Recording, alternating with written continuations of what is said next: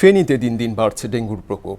চলতি মাসে জেলায় নতুন করে ডেঙ্গু শনাক্ত হয়েছে ৭১ জনের শরীরে, অর্থাৎ ২০২৬ সালের প্রথম ৭ মাসে শনাক্ত রোগীর অর্ধেকেরও বেশি শনাক্ত হয়েছেন সবশেষ ১৯ দিনেই। এই বছর ডেঙ্গু রোগীর সংখ্যা দাঁড়িয়েছে ১৭২ জনে।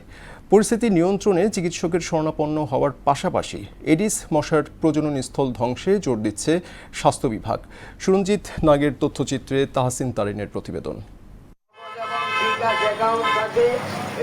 ফেনীতে দিন দিন বেড়েই চলেছে ডেঙ্গু রোগীর সংখ্যা। চলতি বছরের জানুয়ারি থেকে জুলাই পর্যন্ত ৭ মাসে ডেঙ্গু শনাক্ত হয়েছিল ১০১ জনের, অথচ আগস্টের প্রথম ১৯ দিনেই রোগটিতে আক্রান্ত হয়েছে আরও ৭১ জন। আগস্ট শেষ হওয়ার আগেই নতুন রোগীর সংখ্যা ছাড়িয়ে গেছে বিগত কয়েক মাসের গড়কে।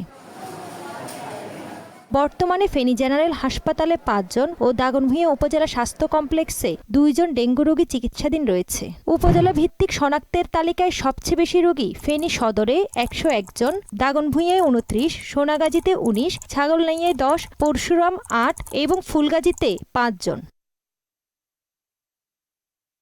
এদিকে পর্যাপ্ত সেবা না পাওয়ার অভিযোগ করেছেন রোগী ও স্বজনরা। এখানে ৩ দিন আসছি, আর দেশে এখানে বাড়িতে আসলাম ২ দিন। রুগী নামাই দিয়ে ডজবার দেখিয়েছি, এরা আসে, আইবো যাইবো দেখবো। এখানে সিস্টারেরা ডাকলেও আসে না, অবহেলা করে মানুষকে। সীমার বাইরে কালকে মানে জ্বরে ব্যথায় কত করতে পারতেছে না, আত্মাবে হয়ে যায়। আমরা তো আসি, এটা কি একটু সহযোগিতা থাকলে, সহযোগিতাটা থাকতে আসি, সবটা কি নিয়ে আসছি। জ্বর সহ ডেঙ্গুর উপসর্গ দেখা দিলে অবহেলা না করে চিকিৎসকের পরামর্শ নেওয়ার নির্দেশনা দিয়েছে স্বাস্থ্য বিভাগ। ডেঙ্গু আক্রান্ত হয়ে গেলে একটা রিস্ক থাকেই, যেমন কারো যদি এটা মেমব্রেন লিকেজ হয়, হাইপোভলিউমিয়া হয়, এই শরীরে বিভিন্ন জায়গায় ব্লিডিং হতে পারে, আপনি যত চিকিৎসা করেন তাকে হয়তো বাঁচানো যাবে না।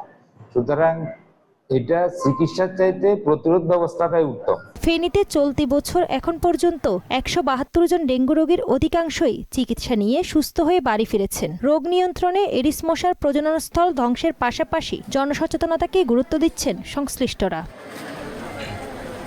তাহসিন তারিন, মোহনা সংবাদ।